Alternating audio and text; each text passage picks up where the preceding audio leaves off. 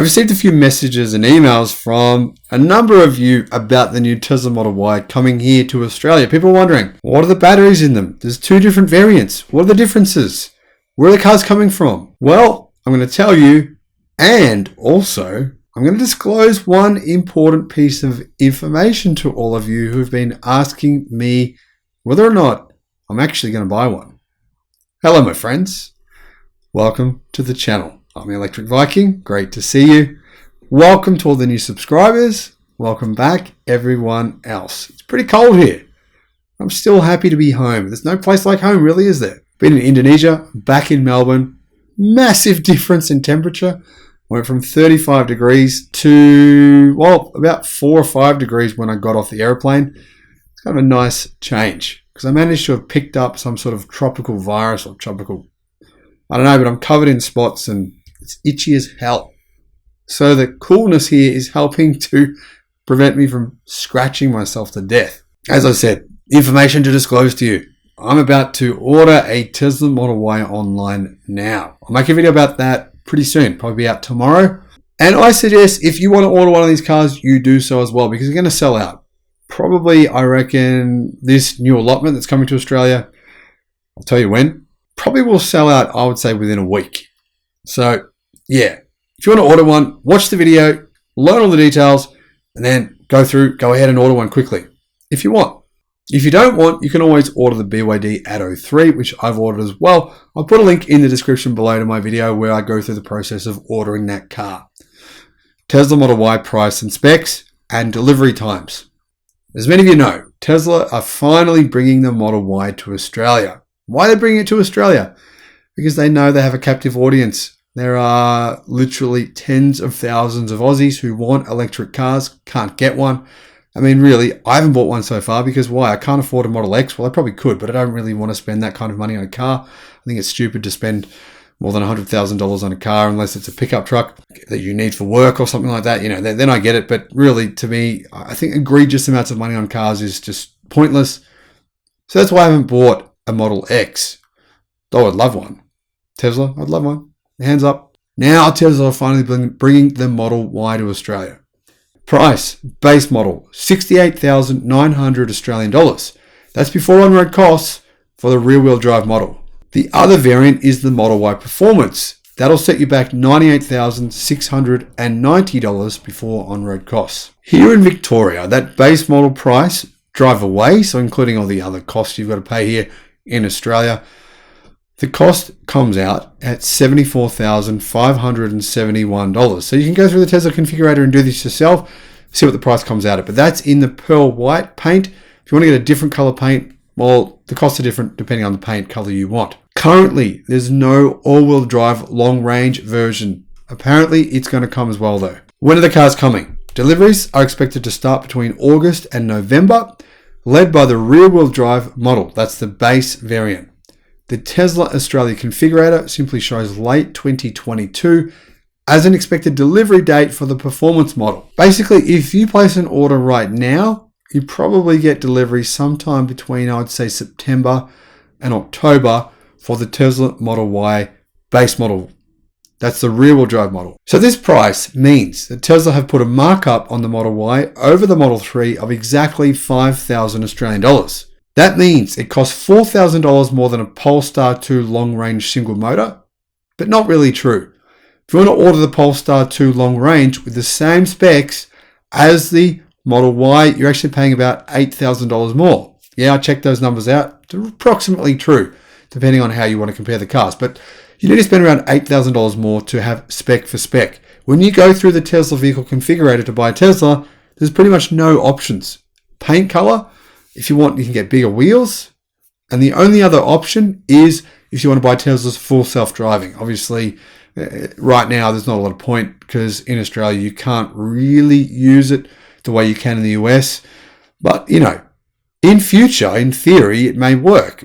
So you're making a gamble there. If it works in future, then you've got a robotaxi and you can make heaps of money out of it. You could, but it might not. So I don't know. So it actually means as well, the base model is more expensive by $1,000 than a Kia EV6 Air, except you can't buy the Kia EV6. You've got to wait, I know, like 1 or 2 years, some ridiculous amount of time like that. It undercuts the price of the Ioniq 5, which I think is a slightly better car, by $3,000. But same problem with the Ioniq 5. You can't buy one. It's like saying, hey, my friend, you can get a free ice cream over there, but you start running to get the ice cream and the ice cream truck just slowly drives away. And he's always driving just that little bit faster than you can run. You just keep on running and you just keep on going and you think, oh, maybe I'm getting there. You just never quite get there. That's the Hyundai Ioniq 5 and the Kia EV6. Seriously, that's the reality of the situation right now for those two cars if you're an Australian. I wouldn't even bother getting my hopes up because the chances of getting one, it's like winning the lottery.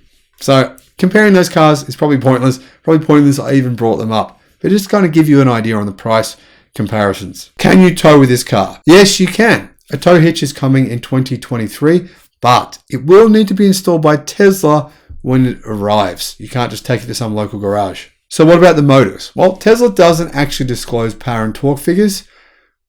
Instead, it relies on letting you know what the 0 to 62 mile per hour or 0 to 100 kilometer an hour times are. The base single motor rear-wheel drive Tesla Model Y will do 0 to 100 in 6.9 seconds. The dual motor all-wheel drive performance vehicle, that's obviously the $98,000 car, slashes that time all the way down to 3.7 seconds, meaning it's the fastest car in its class when you compare it to any other car, the Audi SQ5, Mercedes, their AMG variant. It's actually quite a bit quicker than those cars. And it's quite a lot cheaper. It's approximately $50,000 cheaper than its direct competition. And those are its direct competition. It is. So really, it's an absolute bargain. If you're after a performance SUV, a lot of people in Australia are, that means it's an absolute insane bargain. Top speed. Top speed for the base model, 217 kilometers an hour.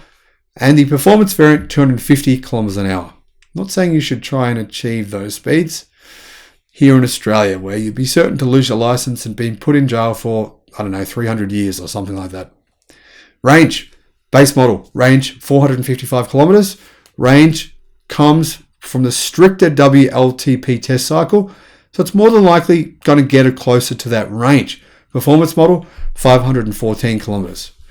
Performance uses a bigger battery pack. It's 82 kilowatt hour, and the entry model has a smaller pack, 62.3 kilowatt hour pack. Now the base model car has 239 kilowatt of power from its single motor at the rear. So it's quite a lot of power from one motor.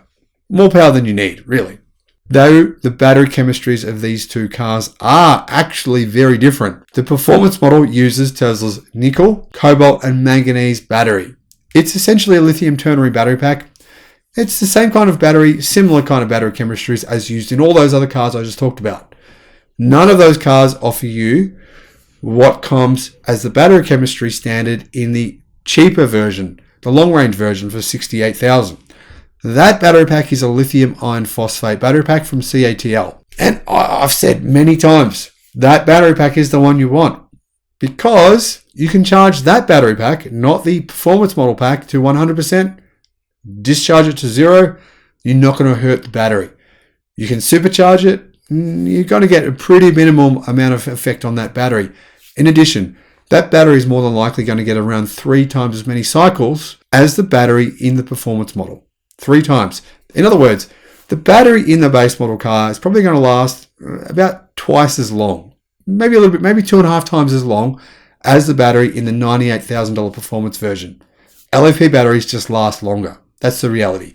They're less energy dense, but they last longer.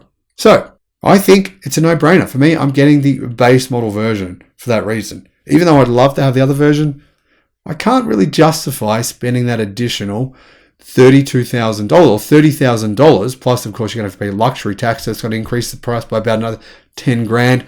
I can't really justify it when it actually does come with some compromises. Like really, you don't want to charge that pack, right? You don't want to charge that pack above about 90%. So you've got to remember that. The range is not quite going to be 514 kilometers because really if you only charge it to 90%, what are we talking now? The range is now actually very close to the range of the base model. So, if you think about it practically, it makes a lot more sense to get the base model. Unless, of course, you just love fast cars. If you love fast cars, you love going fast, well, the Tesla Model Y performance model version will definitely do that for you. What are the dimensions? Here's a tricky one, right? I've seen a lot of you on forums and stuff comparing internal combustion engine vehicles to battery powered vehicles. Yeah, that's just stupid. That's just dumb. Because a lot of you are saying, this internal combustion engine vehicle is a very similar vehicle to this electric car. So therefore, that's how you can know what the size of the cars are. No, you can't. You can't. BYD EA1 is way bigger. I've seen the videos. If you haven't seen them, you should check them out. The interior size of the EA1, or the Dolphin, whatever you want to call it, Atto 2, it's way bigger than a Toyota Corolla. Way, way, way bigger. The boot's bigger. The interior space looks enormous in comparison to the Corolla. Yet the Corolla on the outside is 25 centimeters longer. How does that work? Well, that's one of the big advantages of electric cars, right? So you got to take these measurements with a grain of salt. The Tesla boot is massive. It's 825 litres. It's bigger than the boot in my BMW X5, which is a whole size up vehicle. That gives you an idea. The Tesla Model Y's interior is definitely bigger than my current X5. It is. I don't care. I don't have the new model, by the way. It's bigger than my model. So that gives you an idea. Anyway, dimensions. 4,751 millimeters long, 1,921 millimeters wide, and 1,623 millimeters tall. Wheelbase is 2.9 meters, 2,890 millimeters. Boot space, 2,158 litres with the seats folded, or 854 litres to the roof. Model Y long range weighs 1,909 kilos. Performance weighs 1,997 kilos because it has a bigger battery pack, right? And it has bigger wheels and a few other things which increase the weight, bigger brakes, etc. But if you look at the weight of these cars, it's actually extremely impressive. Cadillac Lyriq, for example, weighs 700 kilos more. 700 kilos more. Yeah, sure, it's actually a bigger vehicle on the outside. It's not on the inside. The thing has an enormous bonnet. So really, this is an extremely practical vehicle. It's more like a station wagon in terms of its practicality. And the way that Tesla has used the car to make best use of the interior space is really, really good. The Ioniq 5, that's another car which is really good in terms of its practicality. Servicing and warranty. What service does it come with? Well, Tesla Model Y, first of all, is backed by a 4-year, 80,000 kilometer warranty in Australia. The battery, though, gets an 8-year or 160,000 kilometer guarantee that it won't drop below 70% of its original capacity. So a lot of people say, what's the battery warranty? Oh, it's 8 years and 160,000 kilometers. That's not really true. Imagine if you bought an internal combustion engine vehicle, right? And they said basically, it'll basically be in pretty much the same condition in 8 years, the motor. Even after you've done 160,000 kilometers. They don't do that. So that's the direct comparison there. At least 70% of its original capacity. That's pretty impressive. Tesla recommends having their air conditioning filters changed every 2 years and checking the tire tread, balance, and rotation every 20,000 kilometers. In other words, you will save a boatload of money on servicing buying this car. You pretty much don't need to service it. I'll just read that again. Change the air conditioning filters every 2 years. Check the tire tread, balance, and rotation every 20,000 kilometers. Yeah, unlike other car brands, you don't have to have your car serviced by Tesla for exorbitant fees to maintain your car warranty. That's a huge advantage of buying one. What safety features does it come with? Well, it hasn't been tested yet. I'm going to say it's a slam dunk. It'll get 5 stars on the ANCAP rating system. These are the features. AEB with pedestrian cyclist detection, forward collision warning, lane departure warning, lane keep assist, adaptive cruise control, automatic high beam, blind spot monitoring, intelligent speed limiter, reversing camera, parking sensors, tire pressure monitoring. Now, the rear-wheel drive. It comes with 19-inch Gemini wheels. You can upgrade to get bigger wheels for $2,900. I think if you do that, you're an idiot. Sorry, but $3,000 for 1-inch bigger wheels? What a pointless waste of money. That's just me though. However, what about if you want to change the paint color? Well, I'm clicking on it right now. Black, 1,500. Midnight silver metallic. I quite like that color. 1,500 as well. Blue, deep blue metallic. That's a nice blue. Actually, that might be the color that I'll choose tonight. That's 1,500 as well. And red is 2,900. Now, the reason for the red one is because that's a multi-coat red. They put on a few different coats, and so that costs them more money. Other options. Well, another option you can get is you can choose a white interior. That costs $1,500. I don't know why you'd want white seats. I think that's a disaster waiting to happen, but some of you will probably treat your cars perfectly, and you don't have a 5-year-old and an 8-year-old sons who would just trash a white interior. So, for you guys who don't have kids, great, go ahead, get the white interior. And like I said, full self-driving. If you want that feature, $10,000. Of course, it's not fully perfect yet. Works pretty well, but not quite there yet. There's a few things I should point out. A lot of people don't understand the fact that full self-driving and, autopilot are two different things. This is ridiculous. The amount of comments here in Australia, the amount of bogan morons we have here in Australia that don't understand that full self-driving and autopilot are two completely different things, truly staggering. It just boggles my mind. So I've got to point it out. This car comes standard with autopilot, right? It's standard. If you want to pay the $10,000, you can get the full self-driving package. Two different things. Autopilot's pretty good. It's like kind of like a really smart version of cruise control. You can turn that on and the car will do a fair bit of self-driving for you, especially on highways. On highways, you can pretty much do nothing and it'll drive itself. No problems. When it gets off a highway, yeah, you got to be attentive then. Now, for those of you wondering specs, etc., well, the cars come standard with a really high specification. Now, put it this way, right? The base model, I think it has 12 or 13 speakers, has a subwoofer, has 2 amps. That's the kind of specification you're looking at. Comes with autopilot, like I said. And I really love the way that Tesla doesn't try and spam you with options. Every other car manufacturer here in Australia, they just make it look like their car's really cheap. This is what happens in the US as well. And they'll just say, like Volvo do, right, with their Polestar I was pointing out before, Audi do this. They say, oh, look at the price. Isn't it great? And then you get in the dealership and they're like, well, if you want that model there on the floor, it's going to cost you an extra $67,000. Seriously, that's a real number. I'm not making that up. I've seen that so many times, like $40,000, $80,000 more for, it's got piano black trim. It's got this extra pack. It's got that extra pack.